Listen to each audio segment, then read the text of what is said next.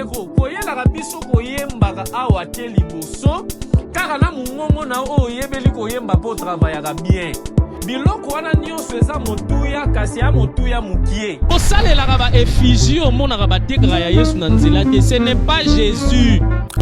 Parle-nous Seigneur Jésus. Shalom bien-aimés dans les Seigneurs, c'est votre frère Sacré Alougou de la mission mondiale Christ en Action pour la restauration des nations, MM-CARN en sigle. Je viens par cette courte vidéo pour vous faire deux annonces. La première, c'est pour vous présenter le forum Toute Écriture, FOTEC en abrégé. Le FOTEC est une plateforme chrétienne que la MM-CARN vous propose et dont j'aurai l'honneur et les privilèges d'être l'animateur et les présentateurs. La seconde, c'est que dans le cadre du FOTEC, nous allons tenir des cultes en ligne chaque mercredi de 18h juste à 18h45. Suivez-nous sur toutes nos pages Facebook, Instagram, TikTok et Twitter, intitulées Toute Écriture, et aussi sur notre chaîne YouTube FOTEC TV. Abonnez-vous massivement sur toutes nos pages ainsi que sur notre chaîne pour ne rien rater de tous nos programmes. Que Dieu vous bénisse abondamment. FOTEC, toute écriture est inspirée des dieux. FOTEC, toute écriture est inspirée des dieux.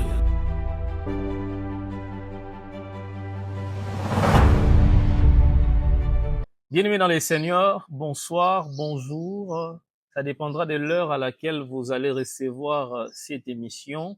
Très content d'être encore au devant de vous ce soir dans le cadre du FOTEC, du forum Toute Écriture, comme vous en avez l'habitude, que chaque mercredi, nous sommes avec vous, déjà à partir de 18h juste pour clore autour de 18h45. Nous vous bénissons énormément et nous prions en tout cas que la grâce de Dieu ne cesse de couler abondamment dans vos vies parce que vous disposez vraiment de votre temps pour que nous puissions partager autour de la parole du Seigneur, que vous puissiez aussi enrichir vos foi et tout cela concourt donc pour la gloire de Jésus. Je sais qu'aujourd'hui vous êtes encore en attente d'une très bonne nouvelle avec un très bon orateur. Laissez-moi vous dire qu'aujourd'hui, comme vous le savez, nous avons toujours des invités qui nous nourrissent et qui nous font énormément du bien. Je vous rassure que l'homme de Dieu que nous recevons aujourd'hui est un homme de Dieu bien,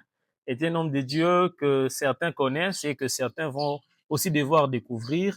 Et alors, je n'aimerais pas le présenter de cette façon. J'aimerais donc que nous puissions aller du côté de la régie pour avoir un petit extrait qui nous présentera cet homme de Dieu. Lui, on l'appelle l'évangéliste Good News Mboma. Vous le découvrirez autour de cette présentation avant que je ne puisse les saluer. Rentrons rapidement du côté de la régie pour avoir une brève présentation de l'évangéliste Good News Mboma. L'évangéliste Mboma Lunyangu Good News est une voix prophétique émergente et respectée au sein du corps de Christ en République démocratique du Congo. Visionnaire engagé et enseignant passionné, il est à la tête du Good News Ministries, un ministère en pleine expansion fondé sur la parole, la prière et la manifestation des dons spirituels. Fort des 19 ans d'expérience dans le ministère, il a sillonné de nombreuses assemblées locales, apportant la parole de Dieu avec puissance et précision, notamment à travers des conférences, des formations bibliques et des rencontres d'impact spirituel. Sa vocation s'exprime avec une onction particulière dans l'eschatologie, où il explore les temps de la fin avec profondeur et clarté, ainsi que dans des domaines marqués par les dons spirituels tels que le miracle, les paroles des sagesses, les paroles des connaissances et les discernements des esprits. Homme de contenu et de révélations, l'évangéliste Good News est également auteur de plusieurs livres et syllabus, support précieux pour l'édification du peuple de Dieu. Parmi ses œuvres, 3 manuscrits sont déjà prêts à être publiés, attendant le go de Dieu. 1. La 70e semaine de Daniel, Une connaissance à désirer, mais une expérience à éviter. 2. Parle cette fois-ci au pauvre Lazare. 3. L'onction royale et la politique. À travers ces titres s'ajoute un livre actuellement en cours d'écriture. J'ai créé Jacob et j'ai formé Israël. Une méditation profonde sur l'identité spirituelle et l'appel divin. Il a également marqué les esprits par des événements majeurs comme la conférence de l'Église face au message du serpent, un appel fort à la vigilance doctrinale dans un monde en mutation. Outre son impact ecclésiastique, il est reconnu comme coach, leader, mentor, entrepreneur et père spirituel, accompagnant une nouvelle génération de serviteurs avec sagesse et fermeté. Marié et père d'une fille, il incarne un homme de principes profondément attaché à la valeur du foyer et à la responsabilité familiale. Parmi les paroles qui traduisent sa mission, il aime rappeler avec autorité « Je t'interdis de tomber ». Un cri de relèvement et de foi pour une génération en quête d'expérience. Sa vision ministérielle, quant à elle, interprète et oriente « Si tu veux que tout le monde soit comme toi, tu haïras tout le monde ». À travers son ministère, l'évangéliste Good News incarne une voie d'alerte, de sagesse et d'équilibre dans un temps où l'Église a plus que jamais besoin des repères solides. Voilà. Je vous ai dit que c'était l'évangéliste Good News Moma. Vous avez déjà pu avoir une idée sur lui. Il est ici sur ces plateaux et sans passer beaucoup de temps, je vais donc les saluer afin que nous puissions commencer notre échange de ces jours. Papa Good News, bonjour. Bonjour, Papa Sacré. Très content de vous revoir déjà aujourd'hui. Moi également, je suis très content. Et surtout de partager les plateaux avec vous. En tout cas, c'était un désir de depuis longtemps, vous le savez. Le Seigneur nous a accordé la grâce que nous soyons aujourd'hui ici. Merci En beaucoup. tout cas, pas trop de présentations encore parce que la vidéo qui venait de passer ici a suffisamment parlé autour de vous, sur votre personne. Mais aujourd'hui, avec vous, nous allons échanger autour d'une thématique très importante, l'évangile au temps du soir. Et les téléspectateurs qui nous suivent, nos frères et sœurs qui sont là en train de nous suivre, ont déjà un cœur chaud à découvrir qu'est-ce que sera l'effort et les fonds même de cette thématique, l'évangile au temps du soir. Bien aimés, vous savez, nous traversons un moment très compliqué. Déjà, vous le savez que nous sommes au temps du soir, un temps de la confusion, un temps de beaucoup de choses. Moi, je n'aimerais pas trop faire des commentaires là-dessus parce que notre invité, il a suffisamment de la matière quant à ça. J'aimerais donc lui laisser du temps pour qu'il puisse nous exposer sur l'évangile au temps du soir. C'est tant que nous sommes en train de parcourir un temps alors très compliqué et Papa Good News est là aujourd'hui pour aborder en tout cas ces sujets, l'évangile au temps du soir. Papa Good News, vous avez 20 minutes pour pouvoir nous parler de cette thématique, après quoi nous passerons aux questions et réponses. Voilà. Ok, merci beaucoup, Papa Sacré, Je vous en de prie. m'avoir accordé la parole. Oui. C'est pour moi un plaisir et je rends grâce à Dieu Amen. de pouvoir partager avec vous cette thématique sur l'évangile au temps du soir. Alors, lorsque nous parlons de l'évangile au temps du soir, nous voyons deux mots-clés qui sont l'évangile et les temps du soir. Exact. C'est-à-dire, on commence d'abord par le mot évangile qui vient du mot grec et agelion qui signifie tout simplement la bonne nouvelle. C'est-à-dire, lorsqu'on parle de l'évangile, on voit beaucoup plus les messages du salut, les messages qui apportent le salut plutôt à l'homme. Et les temps du soir, on aura à en parler. Et par rapport au temps du soir, nous voyons beaucoup plus, nous sommes dans le livre de Genèse chapitre 1er. Là, on voit Dieu en train de créer. Et le 4e jour, la Bible dit, Dieu a créé les luminaires. Les plus grands luminaires pour présider les jours et les plus petits pour présider les soirs. Et les plus grands luminaires, c'est le soleil, comme vous le savez tous. Oui. Et le soleil qui préside les jours. Lorsque nous voyons la présence du soleil, nous pouvons dire que nous sommes les jours. Et les soirs, nous voyons la présence du plus petit luminaire et que nous appelons tous la lune, ainsi que les étoiles. Alors, conformément aux Écritures et selon la prophétie, les soleils représentent la personne de Jésus-Christ, puisque c'est lui qui est le soleil levant. Exact. Lorsque Jésus-Christ va venir au monde, là nous voyons beaucoup plus les temps prophétiques qu'on appelle jour. Et dans les livres de Daniel chapitre 9, la Bible nous parle de la mort de notre Seigneur Jésus-Christ dans, comment dirais-je, sous une autre forme. La Bible dit, un oint sera retranché, c'est-à-dire Jésus-Christ sera retranché du monde, ou encore Jésus-Christ sera crucifié à la croix. Donc, lorsqu'on parle de la mort de Jésus-Christ à la croix, on parle d'un oint qui est retranché, à d'autres termes, le soleil qui est retranché du monde.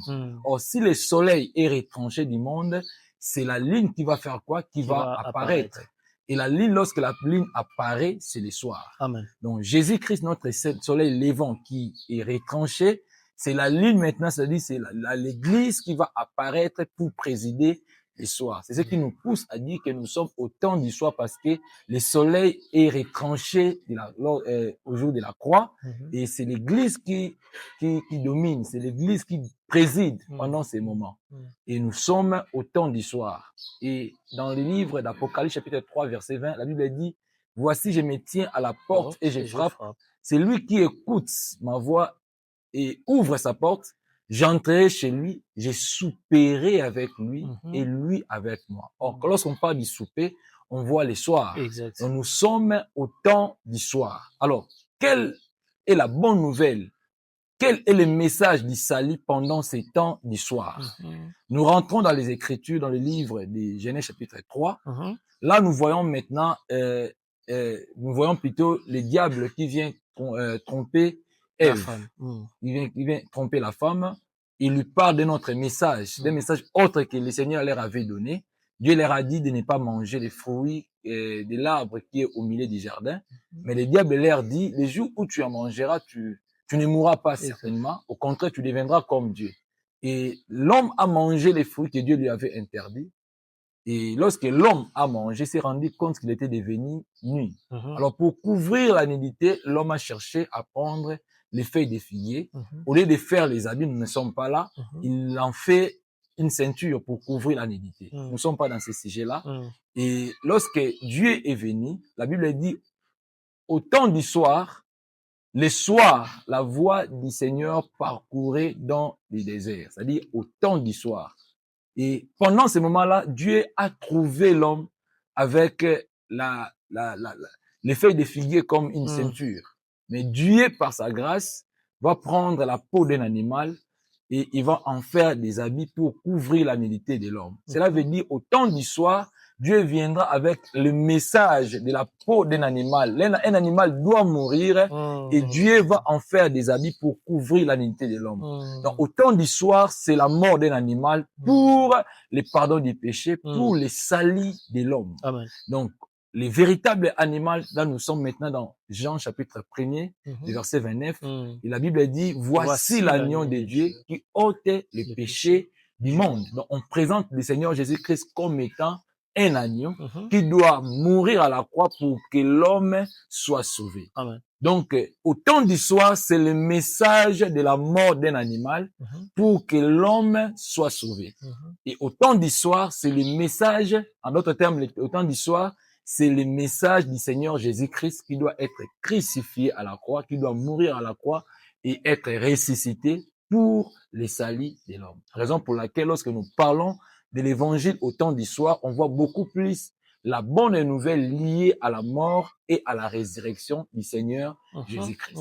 C'est ça le message du temps dernier ou encore le message du temps du soir. Donc, au temps du soir, il n'y a qu'un seul message, c'est Jésus-Christ mort et ressuscité. En dehors de notre Seigneur Jésus-Christ, il n'y a pas un autre message. C'est Jésus-Christ mort et ressuscité.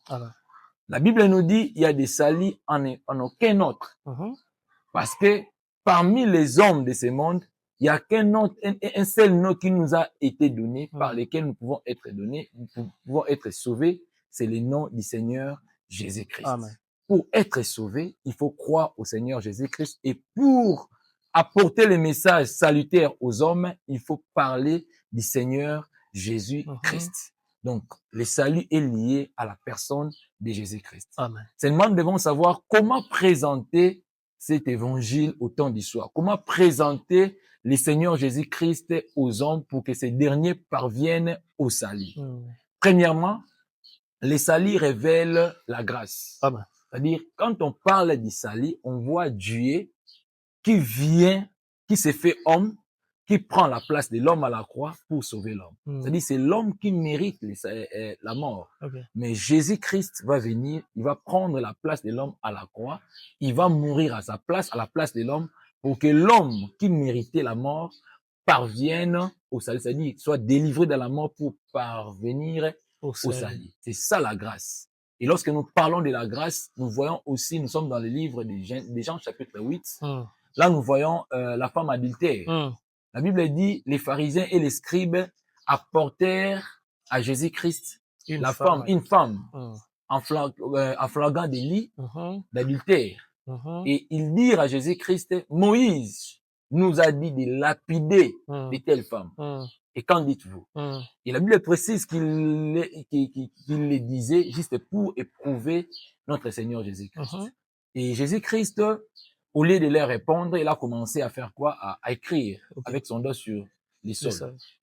Et comme il continue à importuner notre Seigneur Jésus-Christ, Jésus leur a dit, si parmi vous, il y a une personne qui n'a jamais péché, qu'il commence par faire quoi? Par lapider cette femme. Et par conscience, comme ils avaient une conscience, ils se sont rendus compte que tous ont déjà péché. Et personne d'entre eux ont pu lapider la femme, ils ont pris fuite. Et lorsque Jésus-Christ s'est relevé, il a vu la femme, elle était restée seule. Et Jésus lui pose la question, où sont partis ceux qui t'accusaient? Ils sont tous partis. Jésus lui dit, moi non plus, je ne te condamne plus. Je ne te condamne pas, mais va et ne pêche plus. Donc là, on voit la grâce. La loi de Moïse condamne la femme, mais Jésus-Christ ne la condamne pas. Donc, ça dit, au lieu d'être condamné, Jésus-Christ te fait grâce. Jésus-Christ ne te condamne pas. C'est ça déjà la grâce. Donc, tu mérites la mort par rapport à la loi, mais lorsque tu rencontres Jésus-Christ, Jésus-Christ lui fait grâce et ne va plus être condamné. C'est ça l'image de l'homme. L'homme qui mérite la mort à cause de ses péchés, mais il y a un homme qui a pris la place de l'homme à la croix, c'est la personne de Jésus-Christ. Au lieu d'être condamné à cause de l'œuvre salvatrice de Jésus-Christ à la croix, l'homme ne sera plus condamné, l'homme va être sauvé à cause de la personne de Jésus-Christ. Alors, dans le livre d'Éphésiens, chapitre 2, le verset 6, j'aimerais que nous puissions le lire. Éphésiens, chapitre 2, verset 6 à 8. Nous lisons Éphésiens, chapitre 2, oui. Le verset 6 à 8. Éphésiens, chapitre 2, verset 8 à 9. Ah, 8 à 9. La Bible dit, car c'est par la grâce que vous êtes sauvés, par les moyens de la foi. Et cela ne vient pas de vous, c'est les dons de Dieu. Ce n'est point par les œuvres, afin que personne ne se glorifie. Donc, c'est par la grâce que vous êtes sauvés. Et la Bible précise, c'est les dons de Dieu. C'est-à-dire, Dieu a donné le salut gratuitement à l'homme par la grâce. Donc, l'homme ne mérite pas le salut. À cause du Seigneur Jésus-Christ, à cause de la mort de Jésus-Christ à la croix, l'homme va recevoir quoi? Les saluts. Donc, c'est par la grâce de Dieu que nous tous sommes sauvés. Et la Bible précise quelque chose de très important. C'est par la grâce que vous êtes sauvés au moyen de la foi. Autre chose, c'est-à-dire, l'évangile révèle la grâce. On nous présente un Dieu qui fait grâce à l'homme. L'homme ne mérite pas les saluts, parce que l'homme est de nature pécheur.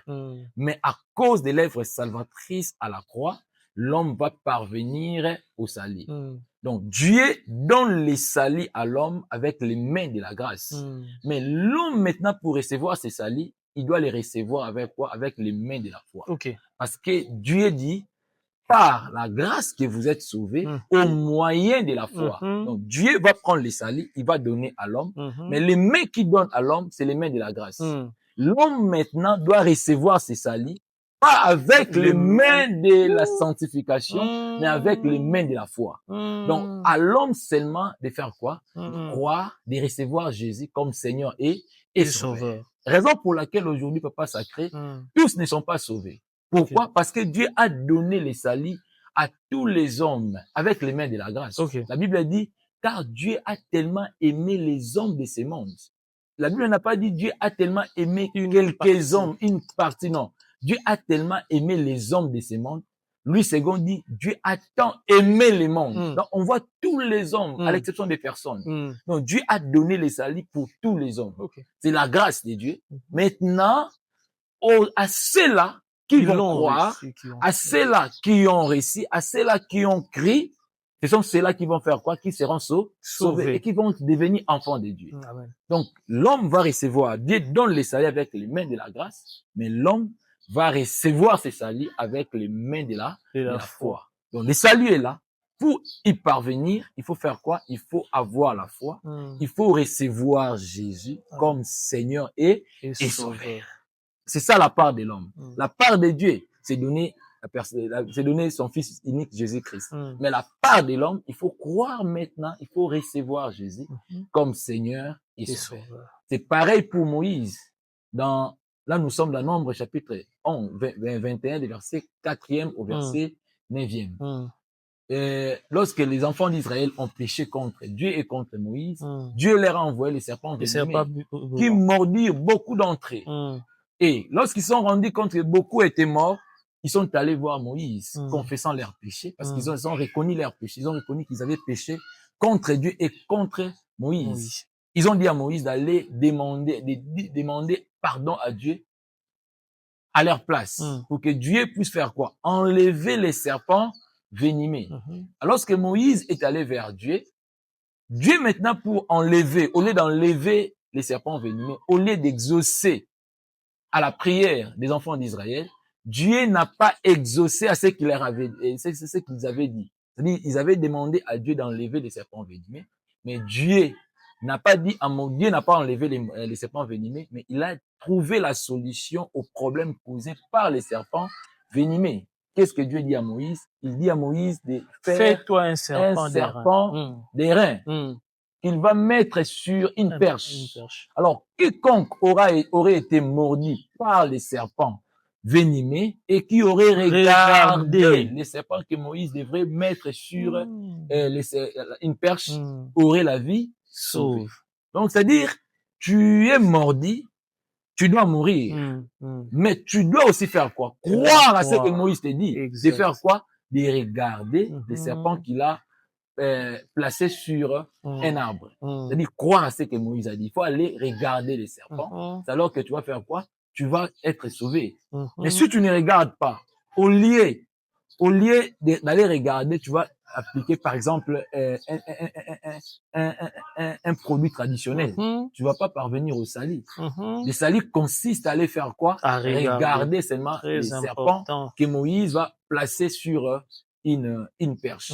Donc c'est ça le salut. C'est-à-dire l'homme doit croire à ce que Moïse lui a dit, aller regarder les serpents, c'est alors qu'il va être sauvé. Donc pour nous, il faut croire. Et la Bible dit, et comme Moïse éleva les serpents dans le désert, il faut de même que les fils de l'homme soient élevés, afin que quiconque croit en lui ait la vie éternelle. Il faut croire pour être sauvé. Maintenant, croire au Seigneur Jésus-Christ, avoir la foi en la personne de Jésus-Christ, c'est bien, mais la foi n'est pas passive. La foi doit être active. Tu ne peux pas dire que moi je crois au Seigneur Jésus-Christ, mais tu es toujours dans les péchés, tu fais n'importe quoi. Non, non. Ça, ce n'est pas la foi. La Bible, Jacques dit, montre-moi ta foi sans les œuvres. Moi, je te montrerai la mienne par les œuvres. C'est-à-dire, la foi doit être active. La foi doit être accompagnée par les œuvres. Tu n'as pas besoin de dire aux gens que moi, je crois au Seigneur Jésus, que je suis chrétien. Non, c'est pas important. Le plus important, c'est de montrer ta foi par les œuvres. Raison pour laquelle nous disons, le salut, on l'obtient par la foi. C'est par la grâce plutôt travers, par les moyens de la foi. C'est-à-dire, Dieu donne les salut par les mains de la grâce. L'homme reçoit les salut par les mains de la foi. Mais cette foi-là ne peut pas être une foi passive, elle doit être une foi active. C'est-à-dire, la personne qui croit au Seigneur Jésus-Christ doit être conscient de sa nature pécheresse et prendre la décision d'abandonner la vie pécheresse et recevoir Jésus. Alors que Jésus va faire quoi? Va entrer dans sa vie et Jésus va faire quoi? Va les sauver. Amen. Donc, il faut, en amont, reconnaître que tu es pécheur, prendre la décision d'abandonner la vie pécheresse et aller vers le Seigneur Jésus-Christ, les recevoir, l'inviter dans ta vie, les recevoir comme Seigneur et Sauveur. C'est alors que tu vas être sauvé. Il ne faut pas dire, non, Seigneur Jésus, moi je vais croire seulement, je vais croire en toi, mais je vais rester dans la sorcellerie, je vais rester dans l'impudicité, je vais rester dans les magouilles. Là, tu ne seras pas sauvé. Il faut d'abord reconnaître que tu es pécheur, prendre la décision d'abandonner la vie pécheresse et recevoir le Seigneur comme Seigneur et Sauveur. C'est ça la foi. Amen. Donc, la main de la foi, c'est la main d'une personne, ce sont les mains d'une personne plutôt, qui prend la décision d'abandonner la vie pécheresse et se donner à Jésus-Christ. Alors que ces derniers vont faire quoi? Va les sauver. C'est ça les saluts. Okay. Et pour clore, les saluts qui révèlent la grâce, qui produit la foi, cet évangile aussi, ou encore ces saluts, montrent aussi les ciels. Amen. C'est-à-dire, tu reçois, Dieu veut te sauver, il te donne les saluts avec les mains de la grâce. Toi, tu reçois ces saluts avec les mains de la foi, mais tu reçois ces saluts pourquoi? Pour aller où? C'est pour aller au ciel. Amen. C'est ça, d'ailleurs, la base de la foi chrétienne. On ne reçoit pas Jésus-Christ pour être élevé, mais on les reçoit pour être enlevé. C'est ça la finalité de la foi chrétienne. Pourquoi tu reçois Jésus? Je reçois Jésus pour aller au ciel. C'est ça l'évangile. Nous présentons aux gens l'évangile pour leur dire d'aller au ciel. Okay. C'est ça l'évangile. Okay. Ça révèle la grâce, ça produit la foi, mais ça montre les ciels. Parce que la Bible n'a pas dit notre Père qui est sur la terre, mais la Bible dit notre Père qui est aux cieux. Donc, il faut que les gens qui reçoivent Jésus-Christ voient un Dieu qui est au ciel, qui est aux cieux. C'est-à-dire, aller vers la destination, là où Dieu est. C'est-à-dire, tu reçois Jésus, je vais maintenant marcher pour aller au ciel. C'est ça l'évangile. Beaucoup abandonnent la foi aujourd'hui. Beaucoup abandonnent la foi 2 ans, 3 ans après leur conversion. Pourquoi? Parce que leur finalité, c'était l'élévation. Leur finalité, c'était les mariages. Leur finalité, c'était l'emploi et c'était les voyages. Raison pour laquelle, après avoir effectué les voyages, ils vont faire quoi? Abandonner le Seigneur Jésus-Christ. Abandonner la foi. Après avoir décroché un emploi sûr, ils vont faire quoi? Abandonner la foi. Pourquoi? Parce que leur finalité, c'était l'emploi. Ils ont reçu Jésus. Lorsqu'ils recevaient Jésus, c'était à cause de la délivrance liée au travail, liée au mariage, liée aux choses de ce monde. Et lorsqu'ils en seront délivrés, ils vont faire quoi? Ils vont abandonner le Seigneur Jésus-Christ. Raison pour laquelle, lorsque nous prêchons l'évangile, nous devons montrer aux gens le ciel. Tu ne reçois pas Jésus pour la terre, mais tu reçois Jésus pour le ciel. Cela veut dire quoi? Pendant que tu reçois, lorsque tu vas recevoir Jésus-Christ, tu vas commencer à marcher. Comme les enfants d'Israël, ils marchaient pour aller à la terre promise. Mais toi, tu ne marches pas pour aller à la terre promise, tu marches pour aller au ciel promis. Amen. Et lors de ton parcours, tu auras à faire face aux épreuves difficiles. Et à cause des épreuves, tu ne peux pas abandonner la foi à cause de ces épreuves. Parce que la finalité, ce n'est pas la terre. La finalité, c'est les ciels. Amen. Et les épreuves en question, tu en fais face sur la terre. Or, comme tu en fais face sur la terre, tu ne peux pas abandonner le Seigneur Jésus-Christ parce que la finalité, ce n'était pas la terre, c'était plutôt les ciels. Tu dois garder ta foi et persévérer jusqu'à à la fin en dépit des épreuves. Et si Dieu te fait grâce d'être élevé demain ou après-demain, le Seigneur te fait grâce d'effectuer ton voyage dont tu avais besoin, le Seigneur te fait grâce de décrocher un diplôme ou soit un emploi, tu ne peux pas abandonner la foi. Tu dois faire quoi? Continuer la marche chrétienne parce que la destination finale, ce n'est pas la terre, ce n'est pas l'emploi, ce n'est pas non plus les choses de ce monde, c'est les ciels. Raison pour laquelle tu dois aller au ciel. Et nous qui prêchons la bonne nouvelle, nous qui prêchons l'évangile, nous devons montrer aux gens le ciel. C'est-à-dire un Dieu qui sauve tout le monde en dépit de leur nature pécheresse, en dépit des péchés qu'ils ont eu à commettre. Quelle que soit ta nature, quels que soient les péchés que tu as eu à commettre, le Seigneur t'aime tel que tu es. Amen. Tu dois recevoir Jésus-Christ. Et Dieu t'aime tel que tu es. Tu ne peux pas vivre dans la culpabilité. Dieu t'aime tel que tu es. D'ailleurs, c'est pour toi que le Seigneur est mort à la croix. C'est ça l'évangile que nous devons montrer, que nous devons prêcher aux gens. Dieu t'aime tel que tu es. Tu n'as pas à te culpabiliser en dépit de ce que tu as commis comme péché dans le passé. Parce que tu n'as pas un Dieu qui s'appelle Jété, mais tu as un Dieu qui s'appelle Jésus. Il ne tient pas compte du passé, mais il tient compte du présent. Étant donné qu'il tient compte du présent, si aujourd'hui tu te répands, le Seigneur va faire quoi? Il va te sauver. Amen. Donc ne te culpabilise pas et que personne ne te condamne parce que Dieu t'aime tel que tu es.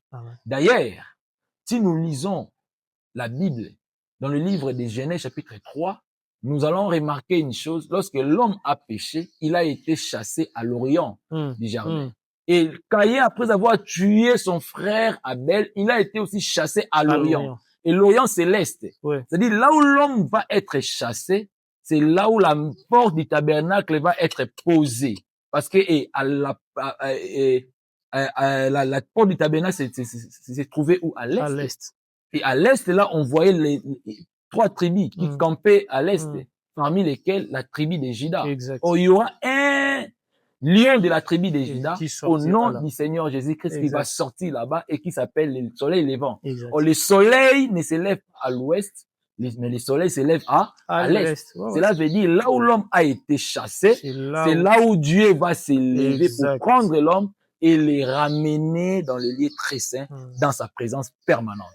Donc, Dieu t'aime tel que tu es. Et deuxièmement, toi, comment dirais-je, pour qui Dieu est mort à la croix, tu dois savoir une chose, Dieu donne ses saluts avec les mains de la grâce, mais tu dois les recevoir avec les mains de la foi. C'est-à-dire, tu dois recevoir Jésus comme Seigneur et Sauveur. Seulement la foi ne doit pas être une foi passive, elle doit plutôt être une foi active. Lorsqu'on parle de la foi active, on voit un homme qui est en action, c'est-à-dire qui abandonne, qui quitte la vie du péché, qui quitte la nature pécheresse pour aller s'abandonner au Seigneur Jésus-Christ. C'est ça l'action, la foi active. Donc tu prends la décision d'abandonner la vie pécheresse pour que le Seigneur Jésus-Christ vienne siéger dans ton cœur, devienne ton Seigneur et qu'il te conduise. C'est alors que le Seigneur va te sauver. Alors le Seigneur qui te sauve, ce n'est pas pour la terre, mais c'est pour le ciel. Parce que la Bible n'a pas dit notre Père qui est sur la terre, mais la Bible dit notre Père qui est au ciel. C'est-à-dire, la finalité de la foi chrétienne, c'est le ciel. Nous qui prêchons la bonne nouvelle, présentons le Seigneur Jésus-Christ, l'unique moyen, l'unique chemin par lequel l'homme peut pécher pour aller, plutôt passer pour aller au ciel, c'est la personne de Jésus-Christ. Et présentons le Seigneur Jésus-Christ qui révèle la grâce, mais aussi qui produit la foi, et enfin, qui montre les messages qui montrent quoi? Les ciels. Que Dieu vous bénisse. Oh, nous sommes bénis, Papa Good News. Une très belle intervention, un exposé, je dirais, assez mature, assez profond. En tout cas, que Dieu vous bénisse abondamment. Et je crois que les bien-aimés téléspectateurs qui nous suivent sont énormément bénis. Chacun a pu trouver sa part. Moi, je dirais, cette intervention, cet exposé des Papa Good News a fait que chaque personne puisse trouver sa part. Que tu sois chrétien, que tu sois païen, que tu sois même prédicateur, chaque personne a pu trouver sa part. Sinon, Papa Good News, moi j'ai retenu une série de questions.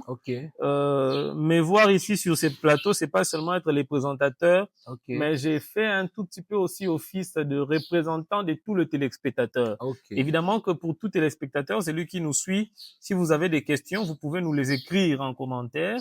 Nous aurons le temps de lire, de les envoyer à l'orateur et puis il va vous répondre par la suite. Mais sinon, il y a une série de questions que j'ai pu repérer de votre intervention. Déjà, dès le début, vous avez dit, le message du temps de soir, Okay. c'est la mort et la résurrection du Seigneur Jésus. Okay. Nous sommes tous d'accord que nous parcourons les temps du soir. Okay. Mais on peut aussi le remarquer, dans ces temps du soir que nous parcourons, la mort et la résurrection de Jésus n'est pas les seuls messages qui se prêchent. Okay. Il y a des messages qui se prêchent, je me réserverai peut-être d'en citer ici, Okay. mais nous les savons qu'il y a de ceux-là qui, en tout cas, ne prêchent rien de la mort et de la résurrection du Christ. Okay. Il y a des gens qui viennent pour prêcher de sa maison, de son mariage. Okay. Voilà, les gens prêchent autour de choses qui n'ont nettement rien à voir avec la mort et la résurrection du Seigneur Jésus. Ici, nous sommes face aux prédicateurs qui prêchent ainsi, mais nous sommes aussi face au peuple de Dieu qui écoute ces messages, ces genres de messages qui, je dirais, ne leur sauvent pas. Okay. Je me souviens, l'apôtre Paul disait à Timothée, il lui dit, fais attention à ton message, car en prêchant ainsi, tu te sauveras toi-même et tu sauveras ceux qui t'écoutent. C'est que le message d'un prédicateur le sauve d'abord lui et sauve aussi ceux qui l'écoutent. Mais maintenant, aujourd'hui, le message est biaisé. On ne prêche plus la mort du Christ, on ne prêche plus la résurrection du Christ. Que direz-vous face à ces phénomènes qui se passent aujourd'hui et quels conseils prodiguerez-vous aux prédicateurs, mais aussi au peuple de Dieu qui sont face à cette situation? Ok, merci beaucoup, Papa Sacré. C'est une très bonne question. Par rapport à ces temps d'histoire, il y a des messages qui ne parlaient pas de la mort et de la résurrection du Seigneur Jésus-Christ. Pour moi, je dirais que c'est normal. Parce que nous venons de lire, d'en parler plutôt dans le livre de Genèse chapitre 3. Là, nous voyons le Seigneur Jésus, notre Dieu qui vient au temps d'histoire présenter le message en question, le message qui est approprié. C'est-à-dire la mort d'un animal. Un animal doit être tué pour que l'homme soit sauvé. Exact. Et lorsque nous lisons plutôt la parole de Dieu dans les mêmes chapitres, nous allons voir que avant même que le Seigneur vint dans les jardins, les diables s'étaient présentés. Il a parlé de notre message. Et lorsque l'homme a péché, il s'est rendu compte qu'il était devenu. Qu'est-ce que l'homme a fait? Il a pris les feuilles des figuiers. C'est ça aussi un autre message. Voilà. Un message autre que les messages du Seigneur. Autre. Vous voyez? Il vient avec les messages des feuilles de figuier. Or, quand on parle des feuilles de figuier, on voit les fruits de la terre. Les fruits de la terre. Nous allons rejoindre Caïn et Abel dans le livre de Genèse chapitre 4. Abel s'est adapté. Abel s'est référé à ce que le Seigneur a fait dans Genèse chapitre 3 par rapport à la mort d'un animal pour son salut. Il a tué les animaux. Vous voyez? Mais Caïn va faire quoi? Va se conformer à ce qu'ont fait ses pères. Vous voyez? Il va offrir les animaux, et plutôt les fruits de la terre. C'est ça l'image de ce monde. Donc il y aura cela, il y aura des Abel, il y aura des Caïn. Abel, c'est l'image du blé, et Caïn, c'est l'image des livres. Mais la Bible dit, laissez-les croître ensemble. Mais cela veut dire quoi? Il faut qu'il y ait des blés, il faut qu'il y ait des livrés. Vous voyez? Ils doivent croître ensemble. Il y aura des Caïn, il y aura des Abel. Il y aura des prédicateurs, des prédicateurs de l'évangile du temps d'histoire, et il y aura aussi des prédicateurs qui vont prêcher les messages qui les messages qui ne sont pas prophétiques, les messages qui ne sont pas appropriés par rapport au temps d'histoire. Ils doivent opérer ensemble. Mais le plus important, c'est que les peuples de Dieu doivent savoir qu'au temps d'histoire, l'évangile qui est approprié, les messages qui est approprié, c'est le Seigneur Jésus-Christ mort et ressuscité. Si une personne vient vous annoncer un évangile autre que celui-ci, qui soit traité d'anathème, il ne faut même pas les recevoir. Et à nous qui prêchons, pour nous qui prêchons la bonne nouvelle, nous qui sommes des prédicateurs, nous devons rester dans l'évangile de Jésus-Christ. Nous devons prêcher le Seigneur Jésus-Christ mort et ressuscité, c'est tout. En dehors du Seigneur Jésus-Christ, nous n'avons pas un autre message. Amen. Tu peux être grand, le Seigneur peut t'élever d'une manière ou d'une autre. Compare-toi à Moïse. Amen. Moïse était aussi un homme élevé, mais face à la mort du peuple, il ne pouvait pas se présenter devant le peuple, venir auprès de votre conducteur Moïse, mais il devrait montrer au peuple les serpents d'airain, dire au peuple d'aller faire quoi? Regarder les serpents d'airain pour que le peuple soit quoi? Soit sauvé. Donc c'est pareil aussi pour Jean-Baptiste. Il était aussi le prophète du temps. À ce moment-là, il était respecté.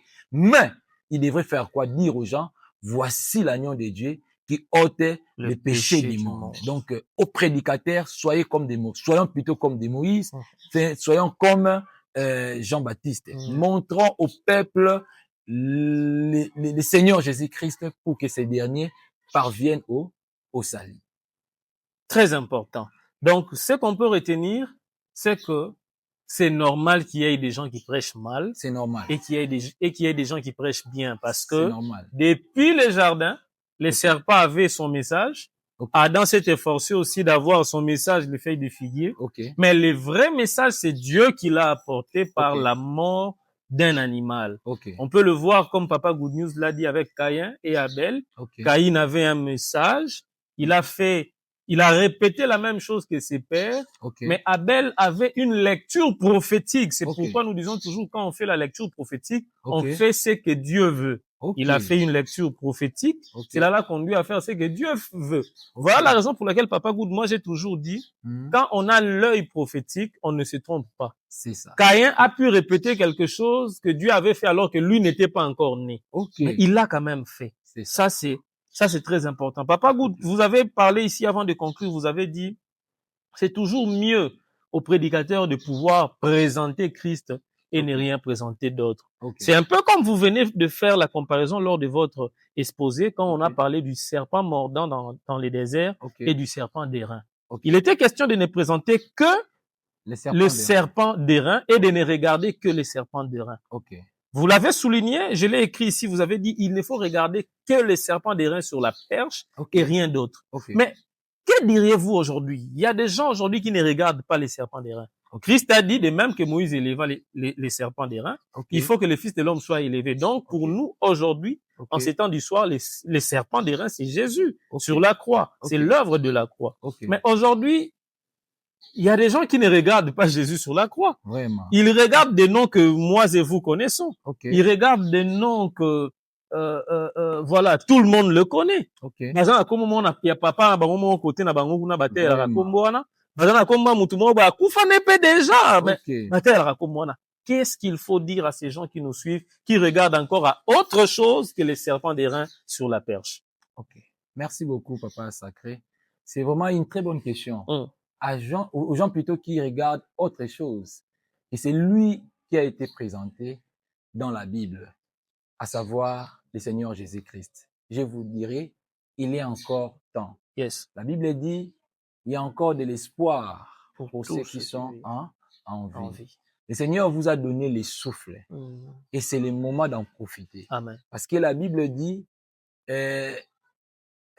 l'Esprit du Seigneur est sur moi, il va envoyer pour aller délivrer les captifs, ainsi de suite. Et à la fin, la Bible dit pour annoncer une année de grâce. Nous venons d'en parler. L'évangile révèle la grâce. Mais le temps de grâce a aussi une date. Où il y a un moment fixé par Dieu où la grâce va prendre fin. C'est le moment d'en profiter. Il faut recevoir Jésus-Christ comme Seigneur et Sauveur.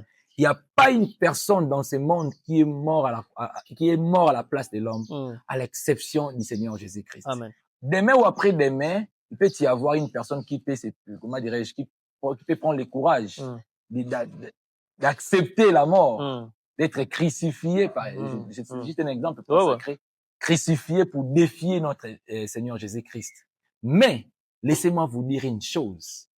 La personne qui doit mourir à la place de l'homme doit d'abord être un agneau qui est parfait. Parce que selon la Bible, l'agneau qui doit être immolé doit être un agneau sans défaut, sans tache. C'est-à-dire sans péché. Or, nous tous, nous le savons, l'homme est par nature pécheresse. Vous voyez? À la nature pécheresse. C'est-à-dire, l'homme peut aussi prendre le courage de défier le Seigneur Jésus-Christ, mourir à la croix à la place, et comment dire, mourir à la croix ou bien ou encore mourir pour les hommes. juste pour se faire sauveur ou Seigneur, je vous dirais, l'homme en question ne va pas remplir la condition sine qua non. Parce que l'homme cet homme par nature est pécheur. Vous voyez? La personne de Seigneur Jésus-Christ était un agneau sans tache. C'est un agneau sans tache. Il n'a commis aucun péché. Il a rempli cette condition. C'est alors que c'est lui qui doit être considéré comme l'agneau sans tache, mourir à la place de l'homme pour que l'homme soit sauvé. L'unique personne qui doit être, qui est digne de notre foi, c'est le Seigneur Jésus-Christ. Tu dois recevoir Jésus comme Seigneur et Sauveur. C'est alors que tu seras sauvé. Vraiment. Papa Good, des belles précisions qui bénissent énormément les peuples de Dieu. Mais j'ai beaucoup aimé, parlant d'ailleurs de la grâce, comme vous venez de le dire, que le temps de la grâce a un début et a une fin. Nous sommes encore en plein temps de la grâce. Mais le comble, c'est que pendant ce temps de la grâce, il y a beaucoup de gens qui commencent à nous dire des choses que l'on ne sait pas maîtriser. Aujourd'hui, on nous enseigne la grâce comme quelque chose qui peut nous conduire au péché. On peut facilement pécher parce que la grâce est disponible. Si nous péchons, nous demandons pardon. Le Seigneur nous pardonnera parce que la grâce est disponible. À Kinshasa ou dans le monde d'aujourd'hui, ces messages commencent à circuler. La grâce est devenue un alibi ou un élément grâce à quoi les gens peuvent pécher pour finalement retourner auprès du Seigneur. Est-ce que, Papa Good News, la grâce doit nous conduire au péché ou la grâce doit nous conduire à la crainte de Jésus? Merci beaucoup, Papa Sacré. C'est vraiment une très bonne question. Est-ce que la grâce doit nous conduire au péché? Parce que avec la grâce de Dieu, parce que si tu pêches, on dit aujourd'hui là où le péché abonde, la grâce surabonde. C'est-à-dire, je peux pécher abondamment, la grâce surabondera. Voilà. Vraiment. Là, il y a des gens qui le font, mais je ne peux pas conseiller aux gens de vivre dans les péchés à cause de la grâce. Au contraire, comme je viens de le dire, le salut est donné avec les mains de la grâce, mais le salut est reçu par les mains de la foi. Or, la foi en question ne peut pas être une foi passive, elle doit être une foi active. C'est-à-dire, c'est lui qui a la foi au Seigneur Jésus-Christ, doit prouver, vous voyez, prouver aux gens qu'il a la foi au Seigneur Jésus-Christ par sa vie de la sanctification. On va faire référence à la parole de Dieu. Là, nous voyons Jacob. Jacob qui va travailler chez son oncle Laban pour avoir une femme. Il va travailler pendant 7 ans pour avoir Léa. Mais pour Rachel, la Bible n'a pas dit que Jacob a travaillé et à la fin, on lui a donné Rachel. On lui a d'abord donné Rachel. Il a travaillé. Il a fait quoi? Il a travailler. C'est ça le message de la grâce. C'est-à-dire, tu reçois d'abord Rachel, on te donne d'abord le salut, on te donne d'abord la justice, on te donne d'abord la nature divine, et à cause de Rachel tu dois travailler. À cause de la nature de Dieu, à cause de la sainteté qui est en toi, tu dois maintenant faire quoi? Travailler à cause de ce que tu es devenu en Jésus-Christ. À cause de ce que je suis saint, je dois faire quoi? Mener une vie de sanctification. Mais devenir saint, je ne suis pas devenu saint à cause des œuvres, mais je suis devenu saint à cause de celui qui est saint en moi. La Bible dit dans le livre d'Exode chapitre 3, Moïse ôte tes souliers parce que l'endroit dans lequel tu étais une terre sainte. Ce n'est pas tous les lieux du monde entier qui étaient une terre sainte. Non. C'était juste les lieux où Moïse était tenu. Vous voyez? Pourquoi ce lieu était une terre sainte? C'était à cause de Dieu saint qui était venu, à cause de la présence de Dieu en ce lieu, on l'appelle un endroit saint. Même pour le tabernacle. Une œuvre humaine ne peut pas être considérée comme sainte. Non. Mais à cause de la présence de Dieu dans les tabernacles, on l'appelle un lieu saint. Vous voyez? Même pour nous, qui sommes enfants de Dieu, à cause de celui qui est en nous, nous devenons saints. Mais c'est la question que j'ai toujours reçue. Quand j'ai dit toujours, même sur WhatsApp, moi j'ai écrit Saint Docteur Thaumaturge. Il y a pas mal de frères qui m'appellent les saints. Il y a des gens qui me disent, mais mi benga saint pour une personne est saint. J'ai dit, mais la parole dit que vous êtes sanctifiés à cause de la parole. C'est ça. L'apôtre Paul appelait beaucoup de frères des saints, les saints de Corinthe, les saints. Voilà. À cause du Seigneur Jésus-Christ saint en nous, nous devenons Nous sommes des saints. Et à cause de ce que nous sommes, nous devons faire quoi? Marcher dans la sanctification. Mais ça, c'est très profond. Jacob a travaillé pendant 7 ans. Laban l'a roulé. Il lui a donné Léa. Quand il a réclamé, on lui donne Rachel. Mais tu travailles encore 7 autres années. À cause de ce que tu as déjà dans ta main. On a déjà Rachel. On a déjà Travaillons maintenant. Posons des actes qui prouvent que nous avons Jésus-Christ comme Seigneur et Sauveur. Très important. Très, très, très important. Ces genres de questions, ça ne finira pas. Mais une dernière question, on va peut-être chuter par là. Vous avez dit, l'évangile a pour but nous amener au salut. C'est-à-dire, on doit croire au message de l'évangile pour le ciel. Adressons-nous aujourd'hui ou ce soir, ce matin, ça dépendra de l'heure à laquelle les bien-aimés vont nous suivre, à ces bien-aimés-là qui remplissent nos églises aujourd'hui, pas pour le ciel, mais pour le mariage, pour le voyage, pour le travail. Papa Good News, je dois vous dire que dans beaucoup d'églises que l'on voit aujourd'hui, surtout l'église où prophétise matin, midi, soir, la majorité à bateau bayara ils ne viennent pas pour le ciel. Parce que sur l'andi bayara pour na problème où ils ont dérangé bango, une fois que solution on a muta kei. Ces gens ne savent pas que l'évangile que nous recevons, c'est d'abord pour nous amener au ciel. J'aimerais que vous leur dites un mot en quelques minutes et ça sera encore bien. Merci beaucoup, Papa Sacré. Je m'adresse à ceux qui viennent à l'église pour les choses terrestres, au détriment du ciel. Nous devons savoir, comme nous venons de le dire, l'évangile montre un Dieu qui est au ciel. C'est-à-dire un Dieu qui t'attend au ciel. C'est-à-dire tu reçois Jésus pour aller vers ton Père. Et la Bible dit à tous ceux qui l'ont reçu, à ceux qui croient en son nom, elle leur a donné le droit ou encore le pouvoir de devenir enfants de Dieu qui est où? Au ciel. C'est-à-dire tu dois aller vers ton Père. Tu reçois Jésus pour aller vers ton Père. Et ton Père est dans les ciels. Tu dois garder ta foi jusqu'à ce que tu vas être enlevé. Faut pas venir à l'église, faut pas prendre part au culte, être fidèle à l'église parce que tu veux être élevé, parce que tu veux avoir le mariage ou encore le voyage, ainsi de suite. Non, c'est pas vraiment ça le but de la foi chrétienne. Le but de la foi chrétienne, c'est le ciel. Si tu t'attaches aux choses terrestres, tu dois te souvenir de l'homme riche et du pauvre Lazare. Exact. Après leur mort, le point commun, c'est la mort. Et la mort. Que tu sois pauvre Lazare ou homme riche, vous allez tous mourir. Mais il y a une différence après la mort. L'homme riche qui s'attachait aux choses terrestres, la Bible dit, il fut enterré. Pourquoi? Parce que ses yeux étaient fixés sur la terre. Voilà. Il va être enterré. Aller là où il fixait ses yeux. Voilà. Mais le pauvre Lazare, pauvre qu'il était, ses yeux n'étaient pas fixés sur la terre, mais ses yeux étaient fixés au ciel. Raison pour laquelle, après sa mort, la Bible n'a pas dit qu'il a été enterré, mais il fut porté par les anges au sein d'Abraham. Donc là, lorsqu'on te porte, c'est-à-dire, on te porte pour t'enlever, pour que tu sois très haut placé. On ne va pas t'enterrer. Pourquoi? Parce que tes yeux, lorsque tu étais vivant, étaient fixés au ciel et non sur la terre. Tu veux être homme riche ou tu veux être le pauvre Lazare?